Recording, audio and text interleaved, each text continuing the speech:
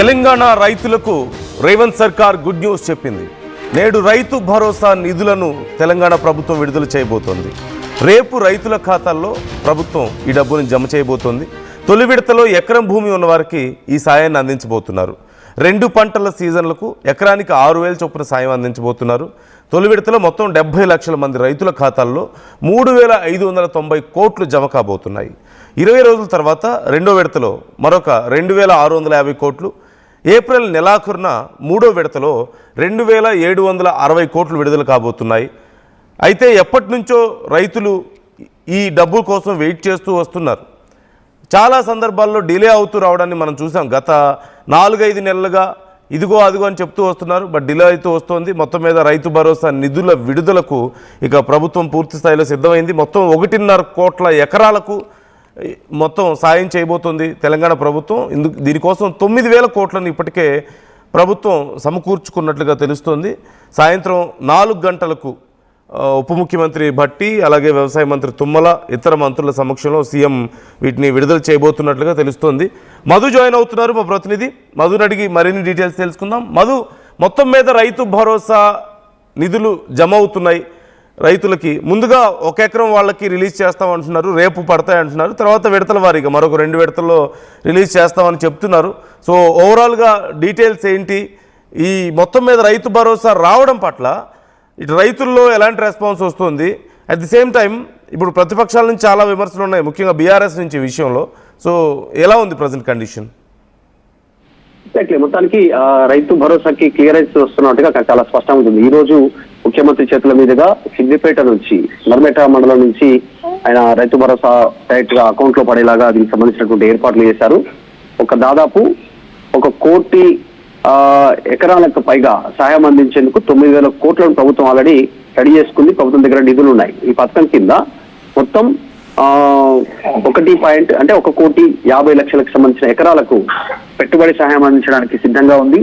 సిద్దిపేట జిల్లా వచ్చేసి నర్మేట ప్రాంతంలో ఒక ఆయిల్ ఫ్యాక్టరీకి సంబంధించినటువంటి ఓపెనింగ్ సందర్భంగా ఒక భారీ బహిరంగ సభ ఏర్పాటు చేశారు. అక్కడ సాయంత్రం 4 గంటలకు బట్టి వ్యవసాయ శాఖ మంత్రి, ముఖ్యమంత్రి వాళ్ళ సమక్షంలో దీన్ని ఓపెన్ చేయనున్నారు. మొత్తం తెలంగాణలో 73 లక్షల మందికి 73 లక్షల మంది రైతు కుటుంబాలు ఉన్నాయి. వీరందరికీ 1 ఎకరంకు వరకు వారంతా కూడా వ్యవసాయం సాగు చేసుకుంటున్నటువంటి పరిస్థితి. వారందరికీ మొదటి విడత కింద ఈ 1 ఎకరం పెట్టుబడి సహాయానికి అందించున్నారు. తర్వాత మరొక విడత, మొత్తం 3 విడతల్లో రైతు భరోసాకు సంబంధించిన నిధులు అందించడానికి ప్రభుత్వం సిద్ధంగా ఉంది. మొత్తం 1 ఎకరం వరకు సాయం అందించడానికి ఇప్పటివరకు ఈ మొదటి విడత కింద ఈ రోజు సాయంత్రం 3,590 కోట్లు అవసరమవుతాయి. ఇవన్నీ కూడా బ్యాంకుల ద్వారా డైరెక్ట్ రైతుల ఖాతాల్లోకి చేరుతాయి.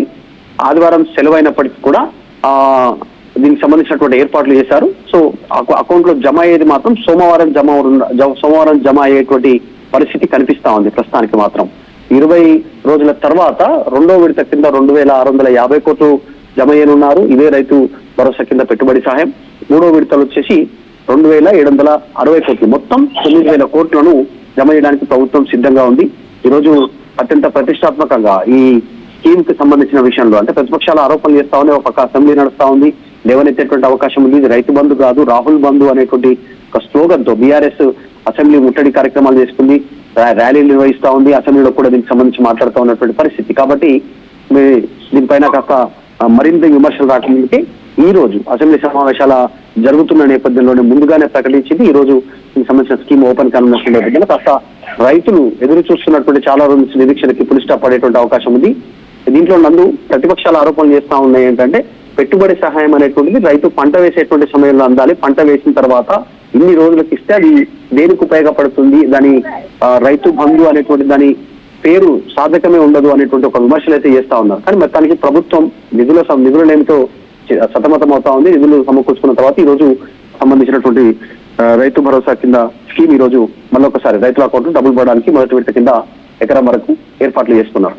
అంటే అది నిజమే, ఇప్పటికే ఆల్రెడీ కోతకు వచ్చేసింది. వరి లాంటి పంటలు కోతకు వచ్చాయి, మొక్కజొన్న ఆల్రెడీ కోతలు అయిపోయాయి. ఇలాంటి పరిస్థితుల్లో రావడం వల్ల మొదట్లో వచ్చినంత బెనిఫిట్ ఇప్పుడు రైతులకు ఉండే అవకాశం లేదు. But what about the satellite survey చేస్తామని చెప్పేసి, క్రమబద్ధీకరిస్తామని చెప్పేసి, అర్హులకు మాత్రమే అందేలా చూస్తామని చెప్పేసి తెలంగాణ ప్రభుత్వం ఆ మధ్య కొన్ని ఉత్తర్వులు జారీ చేయడాన్ని మనం చూసాం కదా అధికారులకు. సో అవి ఎంతవరకు ఫలితాన్ని ఇచ్చాయి, అంటే వాటి వల్ల ఏదైనా ఇంపాక్ట్ ఉందా?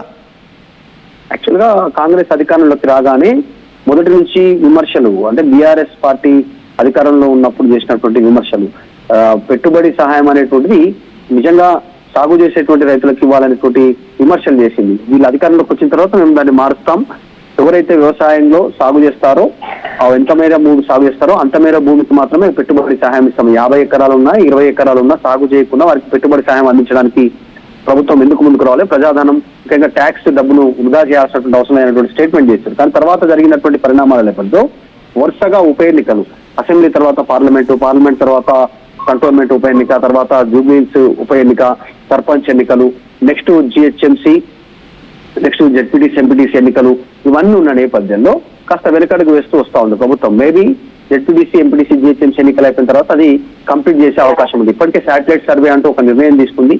శాటిలైట్ ద్వారా సాగు చేస్తున్న భూములను గుర్తించడం, వారికి మాత్రమే పెట్టుబడి సహాయం అందించాలి. గతంలో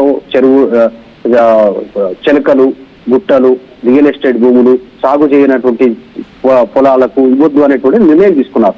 కానీ మొన్నటి వరకు కూడా అదే ప్రస్తారం చేస్తారో ఇంప్లిమెంట్ చేద్దాం అనుకున్నారు, కానీ కొంత వెనకడుగు వేసింది. ఈసారి మాత్రం గతంలో బీఆర్ఎస్ ఏ రకంగా లిస్ట్ ఇచ్చిందో అదే లిస్ట్ తో ముందుకు పోతా ఉన్నారు. కొంచెం టెక్నికల్ ఎర్రర్ వస్తుంటే వాళ్ళు బ్యాంకు ద్వారా అధికారులను సంప్రదించవచ్చు, క్లారిటీ వచ్చేటువంటి అవకాశం ఉందని చెప్తా ఉన్నారు. కానీ సో ప్రస్తుతానికి మాత్రం వెనకడుగు వేసింది ప్రభుత్వం. గతంలో ఇచ్చినట్టుగానే ఈసారి కూడా రైతు భరోసా కింద పెట్టుబడి సహాయాన్ని అందించడానికి సిద్ధంగా ఉంది. కాకపోతే రైతులు ఆల్రెడీ పంట వేసుకున్నారు, పంట చేతికి వస్తున్నటువంటి టైం, ఈ సమయంలో రైతు భరోసా అందుతుంది. దీని తర్వాత ఇమీడియట్లీ జెడ్పీటీసీ ఎంపీటీసీ ఎన్నికలకు వెళ్లే అవకాశం ఉంది ప్రభుత్వం అనేటువంటి ఒక అభిప్రాయాన్ని కూడా ప్రతిపక్షాలు వ్యక్తం చేస్తా ఉన్నాయి. మొత్తానికైతే ఈ రోజు సిద్దిపేట నుంచి రైతు భరోసా సంబంధించినటువంటి నిధులు డైరెక్ట్ గా రైతుల అకౌంట్ లో జమ అయ్యేటువంటి పరిస్థితి. ఈరోజు సండే, రేపు మండే జమ అయ్యేటువంటి సిచ్యువేషన్ కనిపిస్తా ఉంది. Right thank you Madhu, thanks for the details. మొత్తం మీద ఈరోజు సండే కావడంతో రేపు రైతుల ఖాతాల్లో ఈ డబ్బు జమ కాబోతుంది. మొత్తం 1.5 కోట్ల ఎకరాలకు సాయం అందించేందుకు ప్రభుత్వం 9,000 కోట్లను ఇప్పటికే సమకూర్చుకుంది.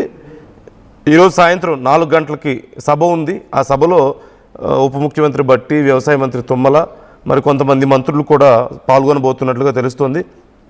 73 లక్షల మంది రైతులు ఉన్నారు తెలంగాణలో. వీరందరికీ 1 ఎకరం వరకు మొదటి విడతలో సాయం అందించబోతున్నారు. 3,590 కోట్లు ఆదివారం ఆర్బీఐ ద్వారా బ్యాంకులకు డైరెక్ట్గా ఖాతాల్లోకి వేయబోతున్నట్లుగా తెలుస్తోంది. ఇక ఆదివారం సెలవు కావడంతో రేపు ఈ అమౌంట్ రైతుల ఖాతాల్లోకి రాబోతుంది. ఎకరం కంటే ఎక్కువ ఉన్న వాళ్ళకి మరొక 2 విడతల్లో ఈ డబ్బులు జమ కాబోతున్నాయి అకౌంట్లో. సో ఈ అంశానికి సంబంధించి మీ అభిప్రాయాలు ఏంటి? ఓవైపు శాటిలైట్ ద్వారా మేము సర్వే చేస్తాం, కేవలం అర్హులకు మాత్రమే అందాలి అని చెప్పి కొన్ని ప్రయత్నాలు చేశారు. దానికోసం చాలా డిలే అయింది కూడా. గత 3 నెలల నుంచి ఇదే చర్చ జరుగుతుంది. కానీ ఇప్పటికీ మొత్తానికి క్లారిటీ వచ్చినట్లుగా కనపడుతుంది. మరోవైపు రైతులకి పంటలు వేసే సమయంలో ఇవ్వాల్సిన డబ్బులు ఎప్పుడో ఆల్రెడీ 2 దఫాలుగా ఆగిపోయి ఉన్నాయి. ఇప్పుడు పంటల సమయంలో ఇవ్వాల్సిన డబ్బులు పంటలు అయిపోయే టైంకి ఇస్తున్నారు అని చెప్పేసి విమర్శలు ఉన్నాయి. అలాగే బీఆర్ఎస్ ఇది మా పథకాన్ని వీళ్ళు సరిగా అమలు చేయలేకపోతున్నారు, మేము ఇచ్చినంత ప్రాంప్ట్గా టైంకి ఇవ్వలేకపోతున్నారు అని చెప్పి ఈ పథకాన్ని అమలు చేయడంలో తెలంగాణలో ఇటు కాంగ్రెస్ ప్రభుత్వం ఫెయిల్ అయింది అని కూడా విమర్శలు చేస్తూ ఉన్నారు. సో మీ అభిప్రాయం ఏంటి? మొత్తానికి ఇప్పటికైనా వస్తున్నందుకు సంతోషించాలా, లేకపోతే టైంకి రాలేదని, మరోవైపు ఈ శాటిలైట్ సర్వేలని కొంతమందికి ఇబ్బంది అవుతుందని, ఇలా చాలా రకాల అభిప్రాయాలు ఉన్న నేపథ్యంలో మీ అభిప్రాయం ఎలా ఉంది? మీ అభిప్రాయాన్ని కామెంట్ చేసే ప్రయత్నం చేయండి.